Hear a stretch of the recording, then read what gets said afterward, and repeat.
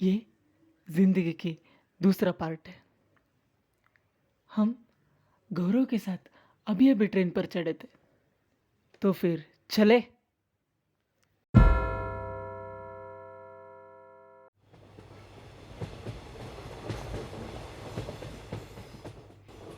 रात के 11 बज रहे थे। आसमान बिल्कुल साफ था। गौरव ट्रेन की खिड़की की तरफ बैठा था। उसके सामने की सीट में 2 आदमी और बगल की सीट में एक औरत बैठी थी। अच्छे से हवा आ रहा था जिसमें गौरव के बाल उड़ रहे थे। वो खिड़की में ये देख रहा था कि उसका गांव, नदी, पेड़ सब कुछ पीछे जा रहा है। उसने सोचा कि सिर्फ एक ये चांदी है जो मेरे साथ साथ चल रहा है, बाकी सब पीछे छूट गए। उसके अलावा उसको कल के बारे में बहुत उत्साह था कि कल किन किन नए लोगों से मुलाकात होगी, कैसा होगा वह कॉलेज, वो जगह। इन चीज़ों के बारे में सोचते सोचते वो आराम से सो गए।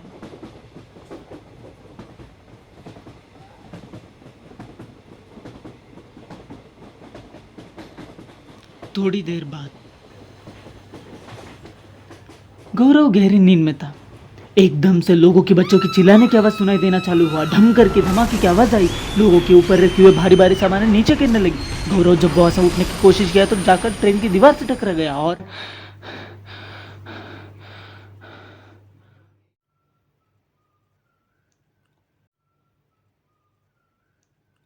जब गौरव की आँख खुली तो अभी भी अंधेरा था। लगभग सुबह के 5 बज रहे होंगे। बाहर से बहुत सारे लोगों की बात करने की आवाज़ें आ रही थी। गौरव ट्रेन के फर्श पे लेटा था। पैर बहुत दुख रहे थे। जब देखा तो एक पैर सीटों के बीच में फंस गया था। हाथ से थोड़ा खून भी बह रहा था। कैसे कैसे करके वहां से उठकर ट्रेन के बाहर आया। वहां देखा तो आगे की आधा ट्रेन जमीन पे एक खिलौने की तरह गिरा हुआ था। जब चलकर ट्रेन की अगली तरफ गया तो वहां 10-15 लाशें रखे हुए थे और उसके सामने लोग जोर जोर से रो रहे थे। वहां कुछ लोग आसपास से इकट्ठा भी हुए थे। गौरव से ये सब देखा ही नहीं गया। अंधेरे में इस दृश्य को देखकर उसको बहुत डर लगा। पापा, माँ और बहनें सामने आ गई। तभी उसको अपने सामानों की याद आई। भाग करके गया। वहां उसकी कपड़ों की पेटी ट्रेन के नीचे आ गई थी। जोर लगा कर खींचा।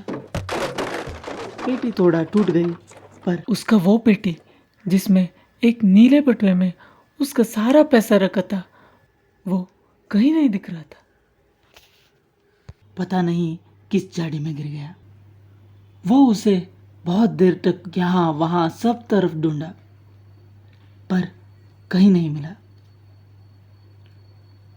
तब तक पूरी तरह से सुबह हो गया था। अब गौरव के पास उसके रुमाल में माँ का दिए हुए 10 पैसे और 4-5 कपड़ों के अलावा और कुछ नहीं था। उसको तो ये भी नहीं पता था कि वो कहाँ है। वो जगह भी बड़ी काली काली और सूखी थी। 2-3 आधा सूखा हुआ पेड़ और यहाँ वहाँ कुछ झाड़ियाँ थे बस।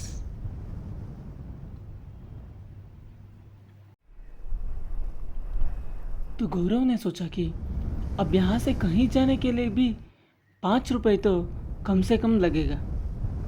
हमारे गांव में कोई समाचार पत्र भी नहीं जाता। मामा तो कॉलेज में थोड़ी देर इंतज़ार करके बेटा नहीं आया समझकर फिर घर को नहीं आने का कारण पूछते हुए चिट्ठी भेजेंगे, और वो चिट्ठी लिख कर घर को जाने तक 6 दिन तो लगेगा ही लगेगा। फिर पापा उसे पढ़कर ट्रेन के बारे में जानकर मुझे ढूंढने आने में कम से कम 1 हफ्ता तो लग ही जाएगा। उससे अच्छा मैं ही किसी तरह मामा के घर जाता हूँ। फिर वहाँ कोने में तब से एक 60 साल का दिखने वाला बड़ी मूंछों वाला आदमी खड़ा हुआ था। ऐसा लग रहा था कि वो यहाँ ये देखने के लिए आया है कि यहाँ क्या हुआ है। उससे जाकर पूछा, ये कौन सा गांव है? उसने बोला कि ये मर्गपुर है। तो गौरव ने पूछा, यहाँ से सरूनगर जहाँ आर्ट्स की कॉलेज है वो कितना दूर है? तो वो बोला कि बेटा, आर्ट्स की कॉलेज के बारे में तो पता नहीं, पर सरूनगर यहाँ से 200 मील से ज़्यादा दूर है। तुम कहाँ से आए हो? तब गौरव ने बोला, कूरग से। तो उसने बोला, अच्छा, उतनी दूर से सफ़र करके आए हो? गौरव ने पूछा, यहाँ से मुझे सरूनगर जाना है, क्या आप मेरी मदद कर सकते हो? तो आदमी ने 1 मिनट फिर सोचा और फिर पूछा, कितने पैसे रखे हो? तो गौरव ने बोला, 10 पैसे हैं। तो उसने बोला, बेटा, मुझे अब काम के लिए निकलना है, थोड़ा जल्दी में हूँ, तुम किसी और से पूछो, कोई तो मदद कर ही देगा। बोल के वहाँ से धीरे धीरे चलते हुए कहीं और गया। कोई अपने को खोने के गम में था, तो कोई चोट के दर्द से गुजर रहा था, पर मदद करने के लिए कोई नहीं आया। सब लोगों को अपनी ही कोई चिंता था। अब कुछ 10 बज रहा था और उस सूखी जगह में बहुत धूप और गर्मी था। भूख भी बहुत लग रहा था। कपड़े गंदे हो गए थे और थोड़े पट भी गए थे। आसपास पूछने से पता चला कि यहाँ कुछ 2 मील के बाद 7-8 घर हैं।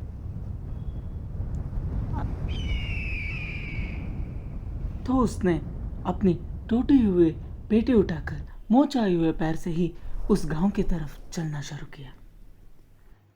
अब पता नहीं ये रास्ता कहाँ ले जाएगा।